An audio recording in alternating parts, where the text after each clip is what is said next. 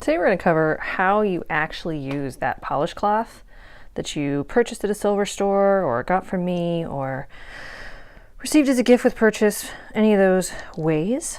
And like I said in the title, you're probably using it wrong. So this is my preferred type of polishing cloth. It's the kind you can get from me. It's a sunshine polishing cloth. This is what they look like when they're brand new. They come in little bags, like this one from me anyway.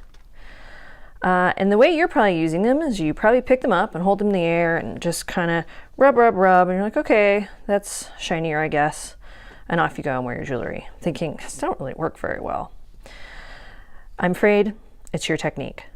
So we're going to do a little quick tutorial today on how to use it. So these are two pieces of jewelry I have. They've been in my dresser for years. They're all sterling silver and obviously copper and brass on this one. And you can use this cloth on any of those materials. Just don't use cloths like this on something that's soft or porous, like, you know, don't rub an opal with it, don't rub pearls with it. It'll scratch those up because those are very soft. All right, so let's get to it. So the first thing you're doing wrong, let's move that out of the way so it's not distracting, is you're holding your hand up in the air, just holding it up in the air. You want to rest your hand down on a table. Probably don't have to do it so hard your camera loses focus though. It just makes your hand more stable and allows you to apply a little bit more pressure. The second thing you're probably doing is pinching it between and rubbing back and forth. That can work, but I really suggest more holding the cloth securely in one hand, setting your hand down, making sure you're nice and stable, and then, I really want to focus on the right spot. There we go. Oh, and then apply pressure and just rub back and forth and go slow, okay? So that's the other thing, is it's really tempting to just kind of get in there and do that real quick.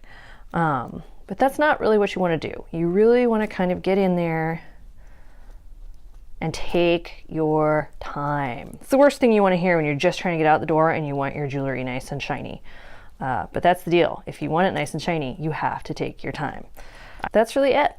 Good polishing cloth. Make sure you brace the one hand, rub slowly and carefully with the other hand. It's nice and shiny.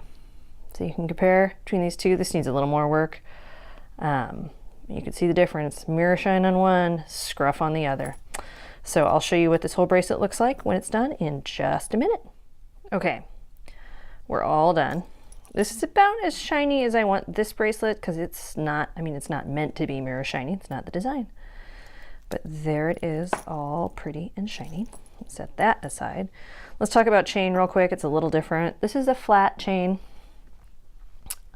Same thing, I'm going to brace my hand, but I'm actually just going to pull it through.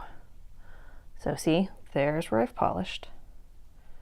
There's where I haven't. The difference is a little more subtle, but you can still see this is much shinier up here where I ran it over. Polished, not polished. And you want to apply a fair amount of pressure. It's probably been years since I last polished this chain, so here we go. So there it is before. And there it is after.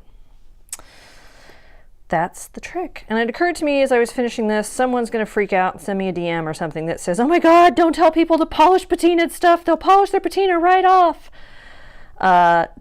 Which is a fair point. However, I would respond, A, this is my own piece and I want it this way. And if they want it shiny, more power to them. Polish away. I'm not going to tell people how to keep their own jewelry.